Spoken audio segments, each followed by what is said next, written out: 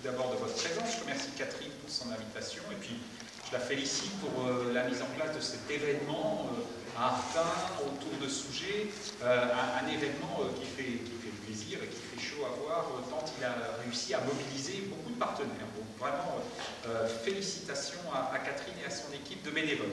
Alors j'ai la lourde tâche de vous parler de la guerre de 1870-1871. Alors c'est pas facile pour plusieurs raisons.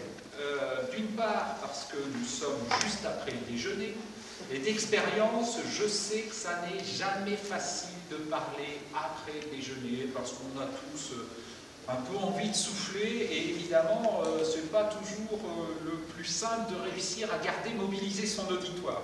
La deuxième raison, c'est que, alors si Catherine m'a invité, c'est que je suis agrégé d'histoire, mais il est vrai que je n'ai pas prononcé de conférence historique depuis pas mal d'années. Donc c'est un peu une nouveauté pour moi et j'espère évidemment que je serai à la hauteur.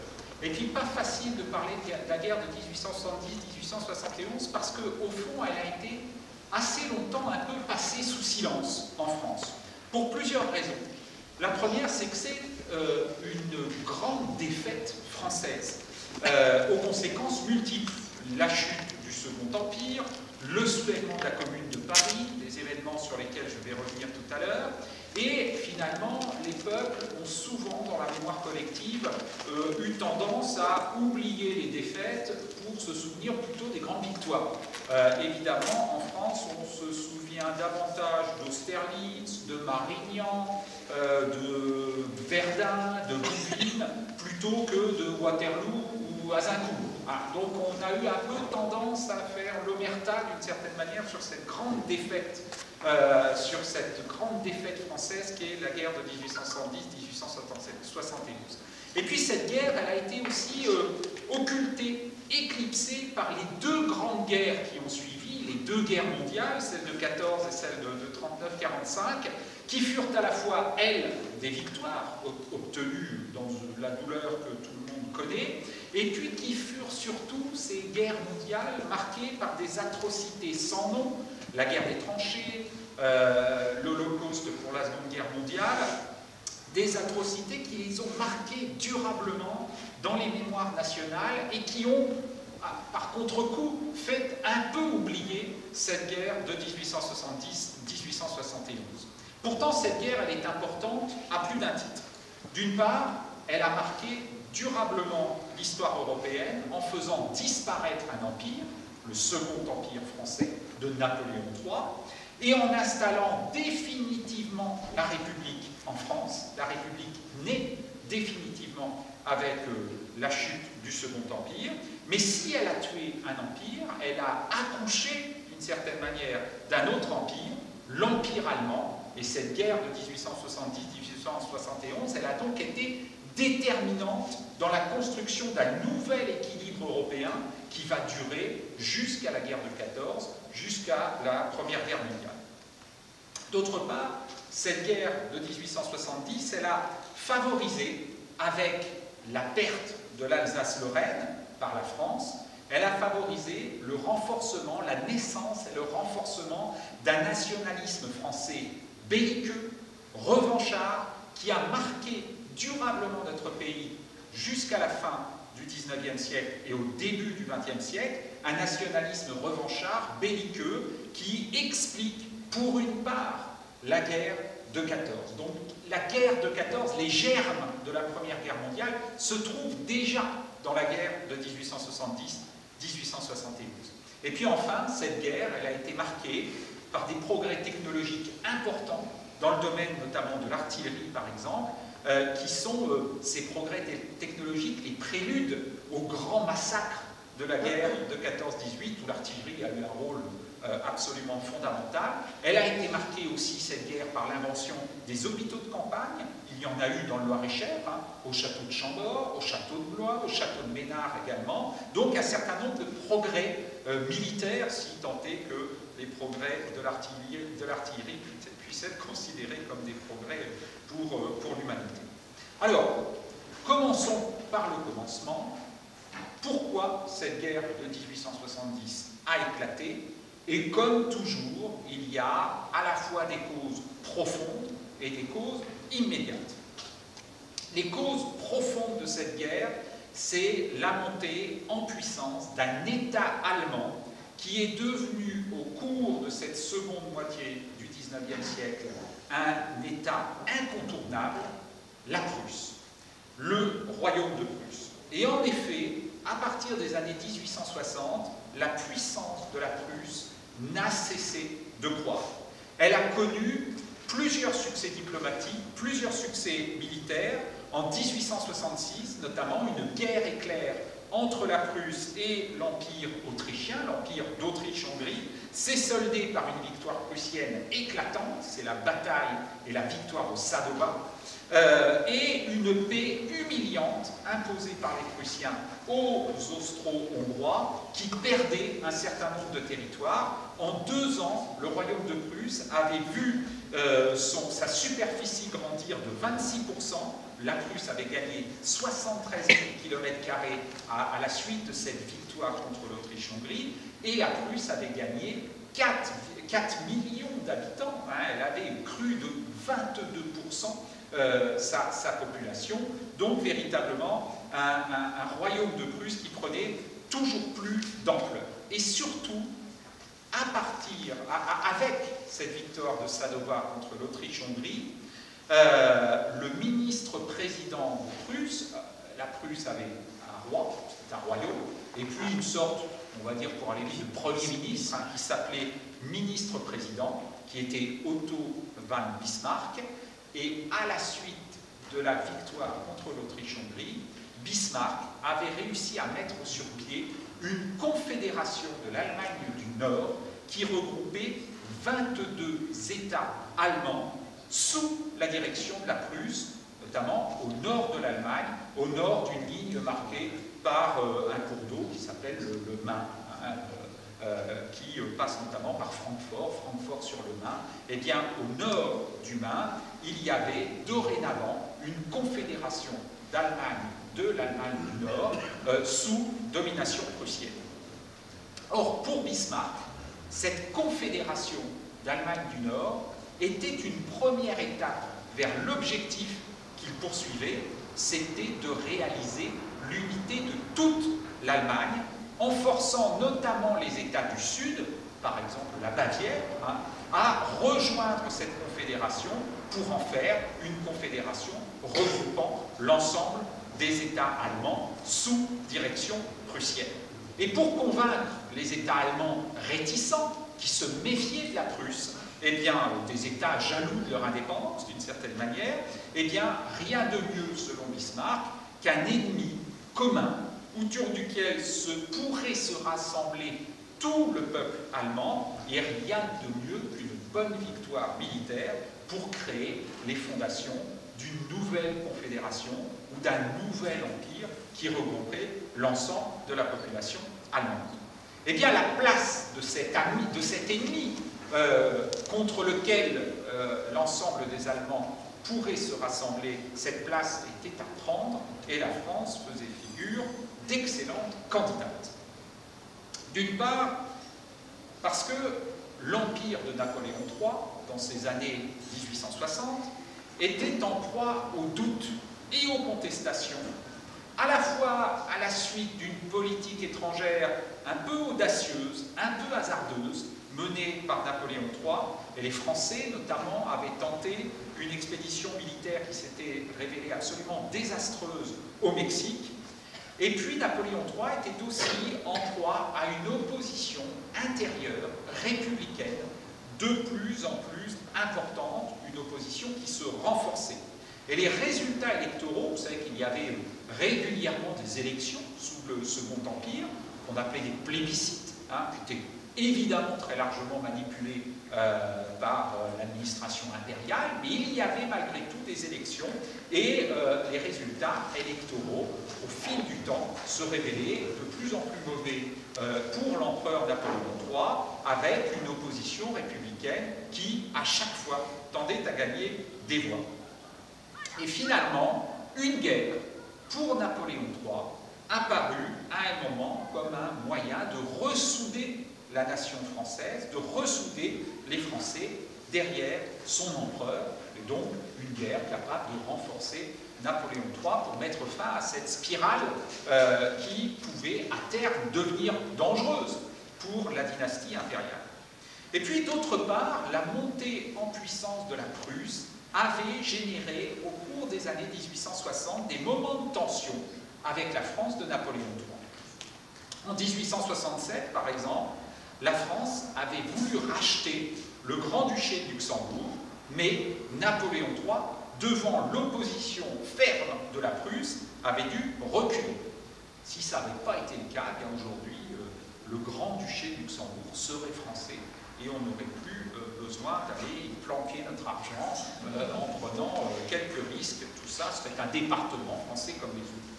Et surtout, autre moment de tension déterminant, en 1870, un membre de la famille du roi de Prusse fut candidat au trône d'Espagne. Le trône d'Espagne était vacant et un membre de la famille donc, du roi de Prusse se porta candidat. Alors évidemment, pour la France, c'était absolument inadmissible de se retrouver face à une menace d'un nouveau Charles Quint, d'une certaine manière, ou à la menace de voir la famille prussienne, eh bien, à la fois tenir la France en tenaille à l'est avec la Prusse et au sud avec l'Espagne. Vous savez, on est à une époque où les nationalismes grandissent, mais on peut retrouver des familles complètement étrangères prendre les rênes du royaume d'Espagne. Souvenons-nous que les Windsor anglais, à l'origine, c'est la famille de Saxe, Cobourg et Gotha. C'est une famille allemande à l'origine, des Windsor. Hein. Et donc ça ne doit pas nous choquer aujourd'hui de s'imaginer qu'à la tête du trône d'Espagne, on trouve une famille liée au roi de Prusse et à la famille royale de Prusse. Alors donc, Napoléon III, évidemment, s'opposa fermement à ce que ce cousin du roi de Prusse devienne roi d'Espagne. La diplomatie française demanda donc au roi de Prusse de désavouer cette candidature familiale et de la faire retirer. Ce qu'il fit, le roi de Prusse accepta de désavouer cette candidature et de la faire retirer. Cependant, l'ambassadeur français, le comte Benedetti, sur ordre de l'empereur, demanda un engagement écrit au roi de Prusse de ne pas soutenir et de faire retirer cette candidature, mais surtout de ne plus jamais à l'avenir soutenir une telle candidature.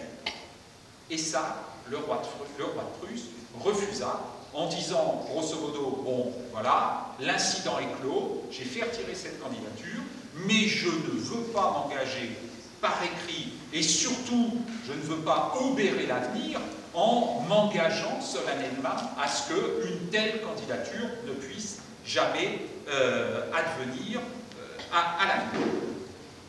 Et Bismarck, le ministre président, qui cherchait finalement une occasion de conflit avec la France, pour toutes les raisons dont j'ai parlé tout à l'heure, eh bien, profita de cet événement, c'est-à-dire le refus du roi de Prusse de s'engager à ne jamais plus soutenir une telle candidature.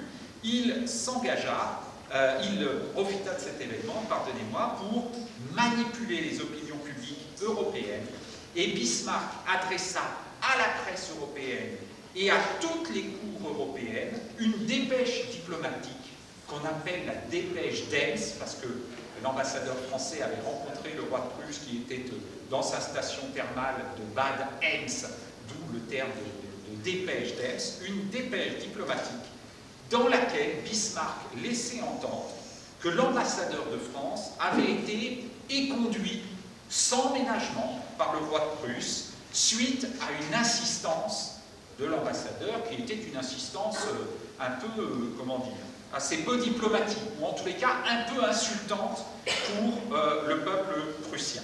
Et cette dépêche d'Ems, elle avait un objectif, une ambition pour Bismarck, c'était de faire monter la tension entre la Prusse et la France. Elle avait pour ambition d'exciter le peuple allemand en faisant passer l'insistance du diplomate français qui avait demandé à être reçu. Il a été conduit par le roi de Prusse au bout de la 3e demande d'entrevue. Donc Bismarck a insisté sur cette insistance mal polie, d'une certaine manière, du diplomate français qui avait été conduit donc au bout de la 3e fois, et il a fait passer aux yeux du peuple allemand cette insistance pour une provocation française. Et puis aussi, l'autre objectif de Bismarck était d'exciter le peuple français en insistant là pour le coup sur le fait que l'ambassadeur français, le comte Benedetti, avait été conduit par un aide de camp et qu'on avait d'une certaine manière manqué en faisant ça de respect aux diplomates et donc de respect à la France. Il y a eu notamment une erreur de traduction dans la dépêche d'Enns. On emploie le terme allemand d'adjudant. On dit que l'ambassadeur français a été éconduit par un adjudant. En Allemagne, un adjudant, c'est un officier d'état-major. Et les Français ont traduit ça par le terme d'adjudant, de sous-officier français. Et évidemment, qu'un ambassadeur français se fasse conduire par un officier d'état-major ou bien par un sous-officier, ça n'a pas la même valeur. Et ça n'est pas témoigner le même respect aux diplomates et donc au pays, au gouvernement qu'il représente.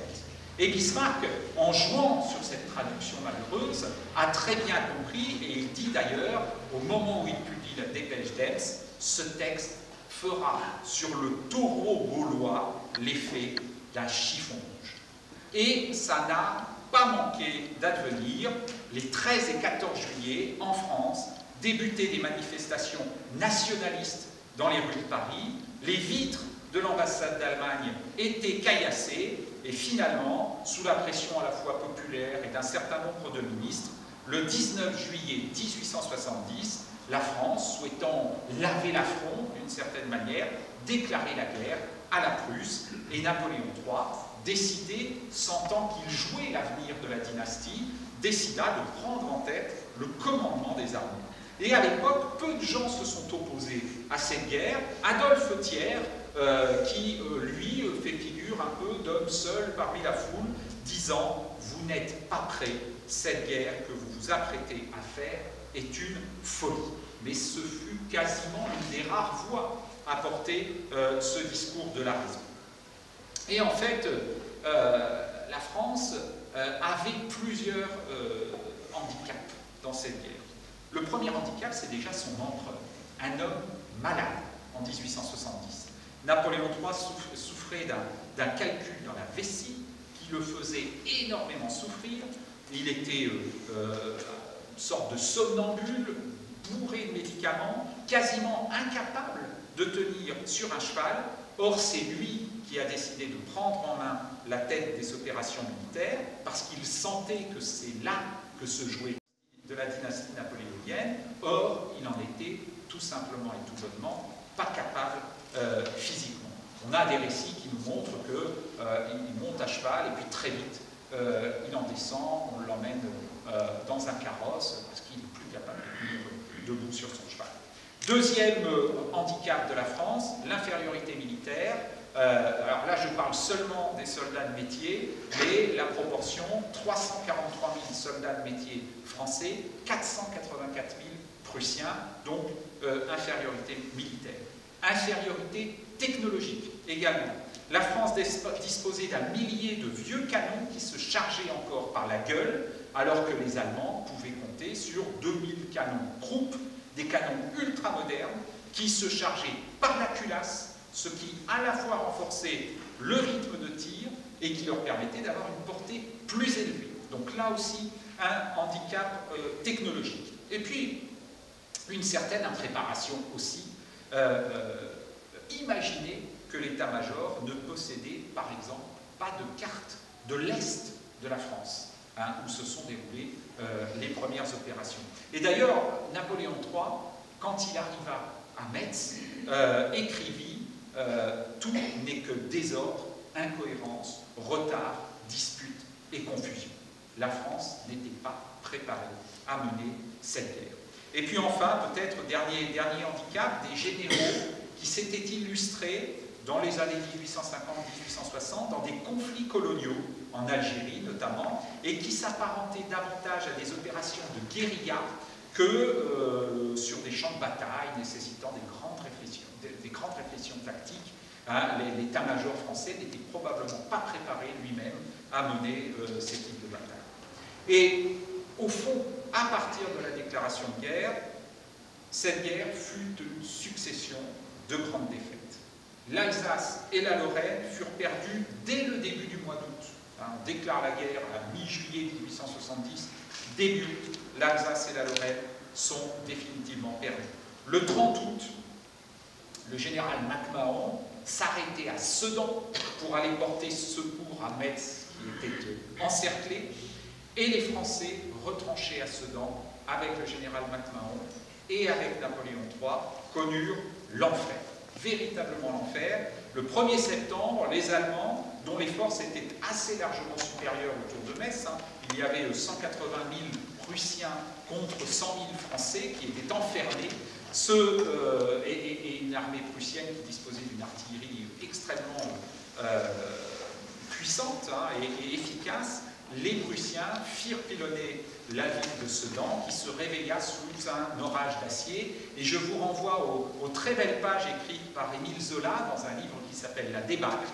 Émile Zola fait le récit du siège de Sedan et il décrit le bruit du canon, un roulement de foudre dont tremblaient les vitres et les murs. Il décrit des soldats épuisés, des officiers affolés, des civils affamés, des blessés qu'on amputait dans des infirmeries de fortune, des charniers où s'amassaient les cadavres. MacMahon fut lui-même très grièvement blessé par un éclat d'obus, et on nous raconte ce Napoléon III qui passait la journée à Sedan au milieu de ses hommes, s'exposant volontairement aux endroits, aux points les plus chauds du combat. Manifestement, les contemporains ont raconté qu'il cherchait la mort. Il cherchait une fin shakespearienne, d'ailleurs un peu à l'image de Napoléon Ier, hein, dont on dit aussi qu'à Waterloo, il chercha la mort sans l'obtenir.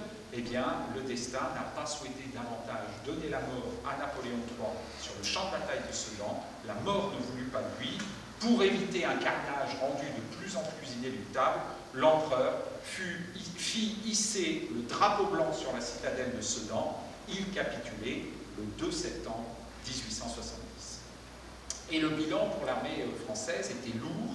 À Sedan, on avait perdu 3 000 hommes tués sur le champ de bataille, 14 000 blessés et quelques 100 000 prisonniers, dont Napoléon III lui-même, qui fut fait prisonnier à Sedan le 2 septembre 1870. Il fut, pour la petite histoire, exilé, donc prisonnier en Allemagne, puis exilé en Angleterre. Et Napoléon III est un des rares souverains français, d'ailleurs gouvernant français, à ne pas être enterré en France. Il est enterré en Angleterre, et depuis les Carolingiens, il me semble, je crois me souvenir qu'il y en a deux. Il y a deux gouvernants français qui ne sont pas enterrés en France, c'est Napoléon III et Charles X. Charles X est enterré de mémoire en Allemagne ou en Autriche. Tous les autres souverains ou présidents de la République sont enterrés en France. Napoléon III n'aura pas eu cet honneur. D'ailleurs, régulièrement, on a quelques Français qui tentent de faire revenir la dépouille de Napoléon III en France, mais finalement, la famille, les héritiers de la famille n'y sont pas favorables, donc à mon sens, il y restera encore un moment. À l'annonce de la défaite de Napoléon III, une foule d'émeutiers envahit le palais Bourbon, et le 4 septembre, Gambetta proclama la République depuis l'hôtel de ville de Paris, et évidemment la fin du Second Empire qui ne pouvait pas vivre après la défaite de Napoléon III. Pourtant, la guerre ne cessait pas pour autant. Même si l'Empire avait sombré, la guerre continuait. Les Prussiens avancèrent jusqu'à Paris et commencèrent le siège de Paris à partir du 19 septembre. et entamèrent un pilonnage systématique de la ville à partir de janvier 1871. Et les Parisiens ont été soumis à un régime absolument terrible pendant ce siège de Paris par les Prussiens. Laissons parler Victor Hugo, je crois que c'est lui qui viendra s'asseoir sur mon siège tout à l'heure. Ça sera le siège de Victor Hugo et de Christophe Marmion, ou dans l'ordre où vous voulez, Christophe Marmion et Victor Hugo. Et Victor Hugo nous dit, ce n'est plus du cheval que nous mangeons, c'est peut-être du chien, c'est peut-être du rat. Je commence à avoir des maux d'estomac, nous mangeons de l'inconnu. Il nous dit un peu plus loin, en janvier 1871, j'émiette aux poules notre pain noir, elles n'en veulent pas. Même les poules ne veulent pas du pain noir qu'on leur donne. Et les Parisiens ont été affamés pendant ce siège de Paris par les Prussiens. Ils ont mangé des rats, ils ont mangé des chats, et puis ils ont mangé aussi tous les animaux du jardin des plantes, les antilopes, les loups, les éléphants. On a mangé à peu près tout ce qu'on pouvait manger pour survivre à un hiver extraordinairement rigoureux. Il a fait jusqu'à moins 12 degrés à Paris cet hiver-là. Donc c'est véritablement un épisode traumatique pour les Parisiens de cette époque. Donc Paris tient, résiste au siège, Metz, Strasbourg capitule, Thionville capitule également. C'est donc à l'est une défaite la plus totale. Plus à l'ouest, Léon Gambetta, ministre de l'Intérieur et de la guerre du gouvernement de la défense nationale, mis en place à la chute de l'Empire. Gambetta, réfugié à Tours, vous savez, c'est ces fameux épisodes où on voit Gambetta partir de Paris en ballon dirigeable, Paris encerclé par les Prussiens, pour se rendre notamment à Tours. Eh bien, Léon Gambetta, à partir d'octobre 1870, mis en place ce qu'on appelle l'armée de la Loire, qui devait poursuivre les combats après la chute et la défaite de Sedan. Les mouvements se concentrèrent dans le Loiret en octobre-décembre 1870, avec une succession de défaites et de victoires. Chute d'Orléans qui tombe aux mains des Prussiens le 11 octobre, triomphe français à Coulmiers, puis reprise d'Orléans en novembre 1870 par les Français, enfin défaite de Beaune-la-Rolande et perte définitive d'Orléans le 4 décembre 1870, Orléans qui tombe définitivement aux mains des Prussiens. Et à la suite de la perte d'Orléans, l'armée de la Loire fut divisée en deux, une partie qu'on appellera l'armée de l'Est, avec pour mission de secourir Belfort, qui continuait de résister aux Prussiens, et la seconde armée de la Loire, celle qui nous intéresse plus particulièrement, parce qu'elle a agi sur notre territoire, installée à Beaugency, qui combattit les Prussiens avec la mission première, essentielle, de secourir Paris assiégé, ce que, évidemment, les Prussiens voulaient absolument empêcher. Alors qu'à la mi-décembre 1870, Blois et ses alentours se rendaient aux Prussiens, la guerre porta ses combats dans le Vendômois. Les Prussiens venant de Blois furent arrêtés près de Vendôme par l'artillerie française, postée au Temple, à Vendôme, le quartier du Temple. Et d'ailleurs, sur le petit carrefour, quasiment, le rond-point, quasiment face à l'Intermarché, vous pourrez découvrir ce monument aux morts qu'on a un peu oublié, Vendôme, qui est le monument aux morts de la guerre 1870, qui a été placé ici en hommage à la résistance française et à l'artillerie française qui avait tenté de faire reculer les Prussiens et qui était installée dans le quartier du Temple. Un peu plus loin d'ailleurs, quand vous continuez sur la route de Blois, vous pouvez voir quelques centaines de mètres après ce monument aux morts officiel, aux morts de 1870-1871, un autre monument aux morts en l'honneur du lieutenant Aubry, qui est mort à cet endroit avec ses hommes, un monument qui avait été érigé par les parents du lieutenant Aubry et qui reste encore un peu caché sur la route de Blois, juste après le pont de la Nationale 10. Donc encore des traces finalement de cette guerre 1870 dans notre paysage urbain vendômois. Donc les Prussiens venant de Blois furent arrêtés près de Vendôme par l'artillerie française.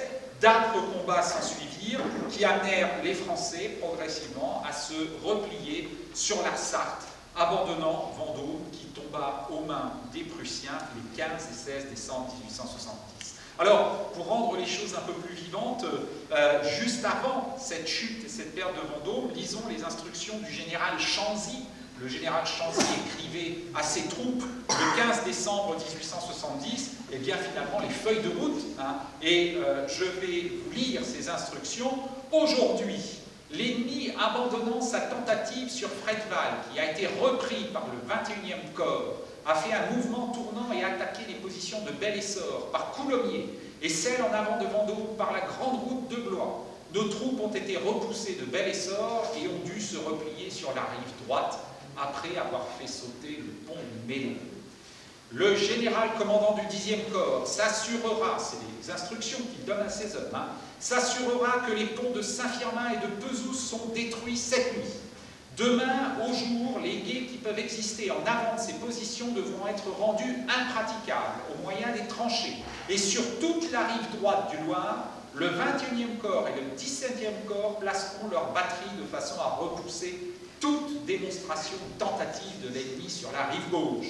La brigade Paris de la 1re division du 17e corps a reçu l'ordre ce soir de descendre le Loir sur la rive droite et de s'assurer de la destruction des passerelles et des ponts entre Naveil et Montoire, de faire préparer la destruction du pont de Montoire et de défendre ce pont qui ne devra être détruit que quand la division Barry, qui est à Saint-Amand, l'aura utilisé pour sa retraite. Le général Paris se fera indiquer tous les guets praticables aujourd'hui et y organisera la défense. Le vice-amiral Jaurès-Guibéry est chargé de la défense de Vendôme sur la rive gauche. Il prendra dès demain, au jour, les dispositions nécessaires pour se maintenir sur les positions attaquées aujourd'hui par l'ennemi. La brigade Desplanques, renforcée du bataillon des mobilisés de Maine-et-Loire du commandant Bonheur, que le général Desplanques prendra sous son commandement, tiendra la crête de la rive gauche en avant du pont de Naveil, s'opposera au mouvement tournant que l'ennemi pourra essayer sur sa droite et n'opérera sa retraite par le pont de Naveil, préparé pour être détruit après son passage.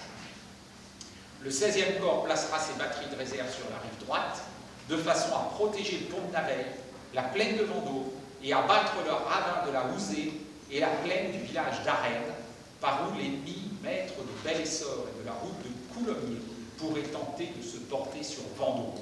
Les éclaireurs algériens et le régiment des mobiles du Gers, faisant partie de la colonne de Vendôme, ont l'ordre de défendre la vallée de la Houzée et seront sous le commandement de l'amiral. On évacuera cette nuit et demain, dès le matin sur la rive droite, toutes les voitures, tout le matériel, tous les bagages et convois qui sont encore sur la rive gauche, soit dans Vendôme. Dans le cas d'une retraite, et évidemment, on commence à se préparer à l'idée, il écrit ses instructions le 15 décembre et la ville tombera aux mains des Prussiens le 15 décembre. Donc on commence à préparer les hommes à l'idée de cette retraite. Et voilà ce qu'écrit le général. Dans le cas d'une retraite, toutes les troupes ayant formé la colonne mobile de Vendôme opéreraient leur mouvement avec le 16e corps, d'après les instructions qu'elles recevront de l'amiral. Il ne devrait rester dans Vendôme et dans les villages des environs aucun corps constitué, ni aucun corps franc. Les ponts de la ville seraient détruits aussitôt après l'évacuation. Si après une résistance qui devrait être poussée aux dernières limites, l'armée devait se mettre en retraite sur le Mans, elle opérerait de la façon suivante, et là il décrit les différents mouvements de retraite qui sont prévus. Le 21e corps, après avoir détruit tous les ponts au-dessus de Fredval, s'engagerait sur les routes qui mènent de Cloix à Vibré, par Drouet, La Fontenay, Saint-Agile, Soudé, Vibré. Sur celle par la chapelle Vicomtesse et sur celle de Fredval à Drouet par Bulou, la Ville-au-Clair, Champigny, enfin sur celle de Fredval à Saint-Calais par Bulou, Le Rouillé, Épuisé et Sargé. Le 17e corps prendrait la direction de Saint-Calais par Saint-Ouen, Espéreuse, Danzé, Épuisé, puis par Mazanger et Savigny. Le 16e corps, longeant la rive droite du Loir, se dirigerait vers Traux par Villaria, Montoire et Saint-Quentin. La retraite se ferait lentement, de façon à bien couvrir tout le matériel roulant des corps d'armée engagés à l'avance et sous bonne garde dans les directions qui viennent d'être indiquées. On s'arrêterait à la fin de la journée sur la ligne de Montoire, les Roches portant Épuisé, le Temps, Montdoubleau et Saint-Agile, l'armée ayant ainsi sur sa droite au Loir et sa gauche appuyée au Drouet. La retraite, en fait, fut un peu plus rapide et un peu plus désorganisée que ce que souhaitait le général. Elle commença évidemment immédiatement après la perte de Vendôme et de violents combats eurent lieu par la suite à Drouet, à Montdoubleau, ainsi que sur le Loir, à Montoire et à Traux. Les troupes françaises occupaient le 16 décembre au soir une ligne qui allait de Montoire à Drouet en passant par Épuisé. Le 17, la ligne de bataille s'étendait de Vibré par Saint-Calais jusqu'à Lavenay. Tout cela dans la plus grande panique. Voilà ce qu'écrit l'historien Pierre Lehaucourt, qui est un historien de la fin du XIXe siècle, donc presque contemporain, si j'ose dire, des événements qu'il raconte. Il nous dit « La retraite de nos armées se termina dans la journée du 19 décembre.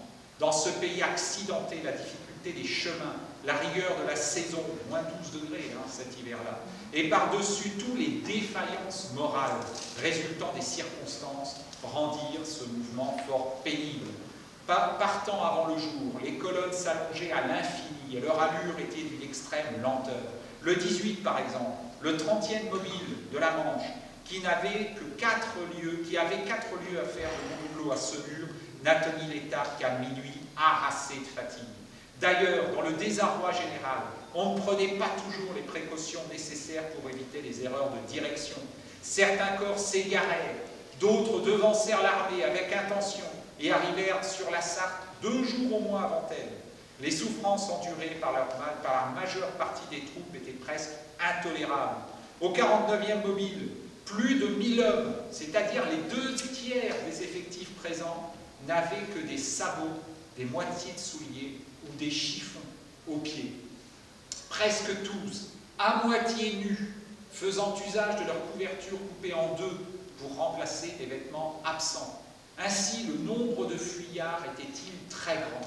Beaucoup d'hommes quittaient les bivouacs, où, malgré les ordres de Gambetta, on s'obstinait à les maintenir pendant les nuits glaciales de cette lugubre fin de décembre. Ils cherchaient un abri précaire dans les hameaux ou les fermes voisines.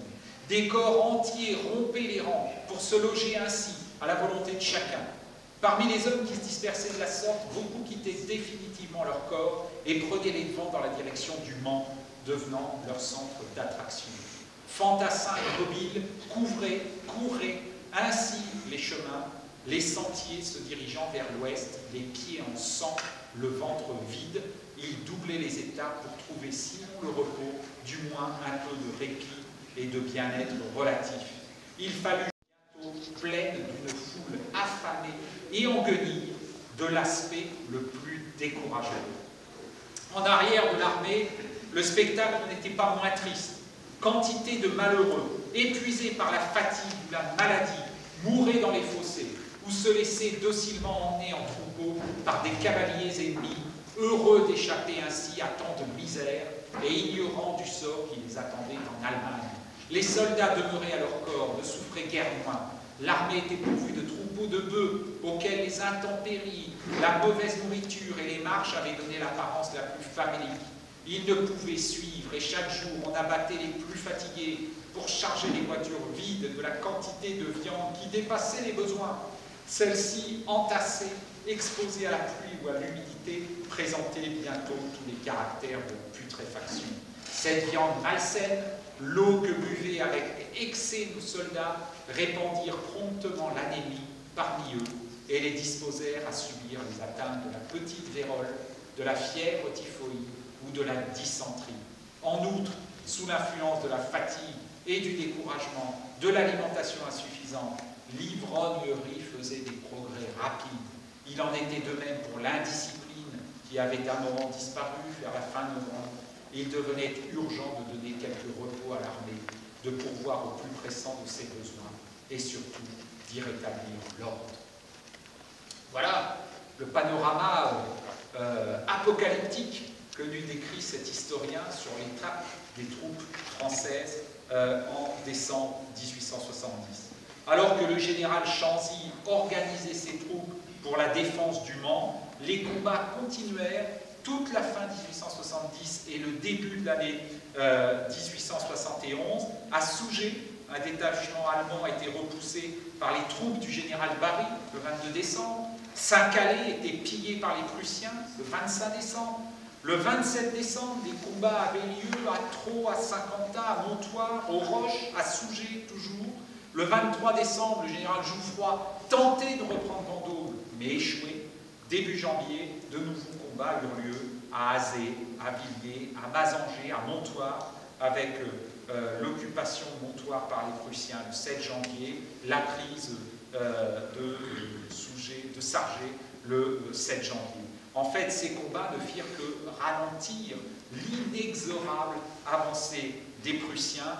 Le gros de l'armée de la Loire s'était replié au Mans, où elle rendit les armes après une ultime bataille le 12 janvier 1871. L'armée de Chanzy avait perdu 6 000 hommes, 20 000 hommes avaient été faits prisonniers. Après la perte du Mans, eh bien finalement les choses étaient jouées, l'armée se replia derrière la Mayenne, mais elle fut définitivement dissoute le 14 mars 1871. Pendant ce temps-là, eh bien, Bismarck réussit l'opération qu'il avait imaginée. Le roi de Prusse, qui encerclait toujours Paris et pilonnait Paris à partir de janvier 1871, le roi de Prusse avait installé son quartier général au château de Versailles, sublime humiliation pour le peuple français. Il avait réuni là de nombreux États allemands, et notamment les États du sud de l'Allemagne, la Bavière, qui résistaient jusque-là à l'unification allemande. Il les réunit, et à la suite d'un certain nombre d'accords, il déclarait, il créait l'Empire allemand unifié à Versailles, dont il devint l'empereur en janvier 1871, sous le nom de Guillaume Ier, empereur des Allemands. L'unité allemande, l'unification de l'Allemagne était faite en partie grâce à cette guerre de 1870-1871. Les Français, eux, signèrent l'armistice le 26 janvier. Ils autorisèrent les Allemands, là encore, sublime humiliation, à défiler dans Paris, sur les Champs-Élysées, des 1er au 3 mars 1871, ce qui nous vaut cette lettre de Flaubert écrite à Mathilde Bonaparte, la fille de Jérôme Bonaparte, Flaubert qui lui écrit « Comme j'ai pensé à vous mercredi, et comme j'ai souffert, toute la journée, j'ai vu les faisceaux des Prussiens briller au soleil de l'avenue des Champs-Élysées, et j'entendais leur musique, leur odieuse musique, sonner sous l'arc de triomphe. L'homme qui dort aux Invalides, évidemment il parle de Napoléon Ier, l'homme qui dort aux Invalides devait s'en retourner de rage dans son tombeau. Peu de temps après ce défilé allemand en mars 1871, débutaient les événements de la Commune de Paris, dont je ne vais pas vous parler parce que c'est une autre histoire, mais cette Commune de Paris qui est directement liée à la défaite de 1870-1871 et au siège de la capitale qui a tant fait souffrir les Parisiens, dont on va parler tout à l'heure. Il fallut attendre le 10 mai 1871 pour signer la paix définitive. En janvier, on avait signé l'armistice simplement. C'est le traité de Francfort qui fut ratifié le 10 mai et qui imposait des conditions drastiques à la France, qui devait verser une indemnité de 5 milliards de francs or sur 3 ans. La France, surtout, qui perdait un certain nombre de territoires à l'Est, l'Alsace, la Moselle, une partie de la Meurthe et une partie des Vosges. Les habitants de ces territoires qui voulait garder la nationalité française devait quitter ces territoires annexés avant le 1er octobre 1872. Alors, si cette guerre s'est un peu perdue dans la mémoire française contemporaine, elle a fortement marqué les contemporains, et notamment les écrivains qui ont beaucoup écrit et beaucoup parlé de cette guerre de 1870. N'oublions pas qu'elle a au final fait 130 000 morts, blessés, disparus du côté des Français. C'est absolument considérable pour l'époque. Et par écrivain, je pense notamment à Maupassant. Moi, j'ai un faible, j'aime beaucoup Maupassant, qui a consacré 3 de ses nouvelles, notamment à cette guerre de 1870, que je vous invite à relire. Il y a une nouvelle qui s'appelle « Deux amis », qui raconte l'histoire de 2 jeunes Parisiens qui ont essayé à un moment d'échapper au siège de la capitale pour aller à la pêche, tout simplement, sur la Seine, et qui ont été capturés à Colombes, évidemment en transgressant les ordres allemands, on ne pouvait pas sortir de la capitale assiégée, et qui furent pris et exécutés. 2 amis, c'est une nouvelle de Maupassant. Deuxième nouvelle, La mer sauvage, qui raconte comment 2 soldats allemands, des jeunes soldats exemplaires, des bons garçons, hébergés par une vieille paysanne dans une ferme française, et qui donne un coup de main à cette vieille paysanne dans sa vie quotidienne, donc des braves gars, des soldats, des braves gars, il y en a dans toutes les armées, dans toutes les nationalités. Tout se passe bien jusqu'au jour où la vieille apprend la mort de son fils à la guerre, et là, elle se transforme en machine de guerre, en Rambo, assassinant les 2 soldats allemands qui vivaient chez elle. Là aussi, une nouvelle absolument terrible. Et puis la fameuse boule de Suif, qui raconte l'histoire de cette prostituée qui se sacrifie en couchant avec un officier allemand pour permettre à une diligence de repartir, et qui est ensuite, alors à la fois par les voyageurs de la diligence, elle est dans un premier temps pressée de coucher avec l'officier allemand en disant bah, écoutez, s'il faut ça pour qu'on reparte, pour qu'il nous laisse partir, bah, allez-y, ma brave dame, après tout, vous êtes une prostituée, vous n'êtes pas un sacré. Et puis, qui, une fois qu'elle aura réalisé l'acte et que la diligence pourra repartir, sera méprisée par les Français qui continueront le voyage avec elle. Et donc, à chaque fois, ces 3 nouvelles de Maupassant consacrées à la guerre de 1870, une sorte de réalité sordide de la guerre, la cruauté et d'une certaine manière l'absurdité de l'existence qui nous est racontée par Maupassant. Des nouvelles qui vont trancher assez fortement avec la suite et l'esprit de revanche qui va grandir en France, notamment à la suite de la perte de l'Alsace-Lorraine, qui va grandir jusqu'à la Première Guerre mondiale, avec le développement de toute une littérature nationaliste qui tranche avec ce que je viens de vous dire de Maupassant, et notamment les poèmes de Paul Déroulède ou les livres de Maurice Barrès. Je pense aussi au fameux manuel scolaire du Tour de France par 2 enfants, qui est le manuel qui a appris aux jeunes Français à aimer la patrie, à aimer la France, et qui leur a appris à lire et à écrire aussi, dont les deux héros sont des enfants lorrains, évidemment, on n'a pas choisi par hasard le fait qu'ils sont lorrains, et je ne résiste pas à vous lire des extraits du Chant du soldat ou des extraits du Clairon de Paul Déroulède. Vous allez voir que ça tranche avec Maupassant. En avant, tant pis pour qui tombe, la mort n'est rien, vive la tombe, quand le pays en sort vivant, en avant, et toi, sabre de bataille, laboureur d'hommes, travaille, sème la rouge semaille d'où la liberté naîtra. Ma cocarde a les 3 couleurs de la patrie. Le sang l'a bien un peu rougi, la poudre bien un peu noircie, mais elle est encore bien jolie, ma cocarde des jours meilleurs. Donc voilà, le nationalisme le plus militaire, le plus ardent, qui prépare les jeunes Français à reprendre les armes pour reprendre l'Alsace et la Lorraine.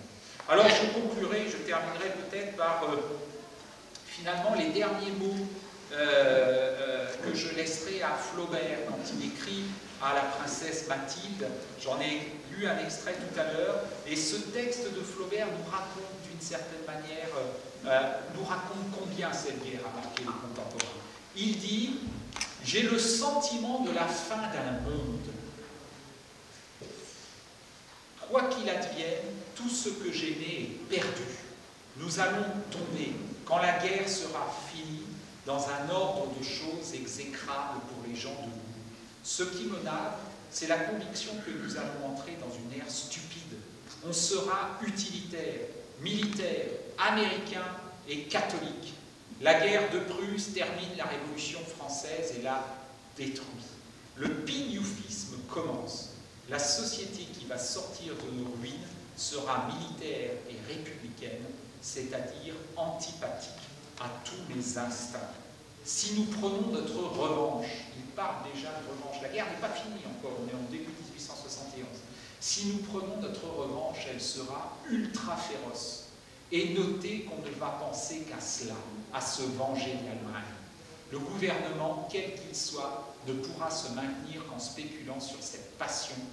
Le meurtre en grand va être le but de tous nos efforts, l'idéal de la France. On est 40 ans avant la Première Guerre mondiale. Voilà ce qu'il écrit. Georges Sand, qui écrivait au début de la guerre, il me semble que nous entrons dans le noir. On verra, avant un siècle, plusieurs millions d'hommes s'entretuer en une séance. Les grands travaux collectifs, comme l'isthme de Suez, sont peut-être sous une autre forme, des ébauches et des préparations de ces conflits monstrueux dont nous n'avons pas l'idée. Voilà ce qu'on écrivait en 1870-1871. Les germes de la Première Guerre mondiale, les contemporains en avaient déjà une conscience extrêmement accrue. Voilà. Merci de votre attention.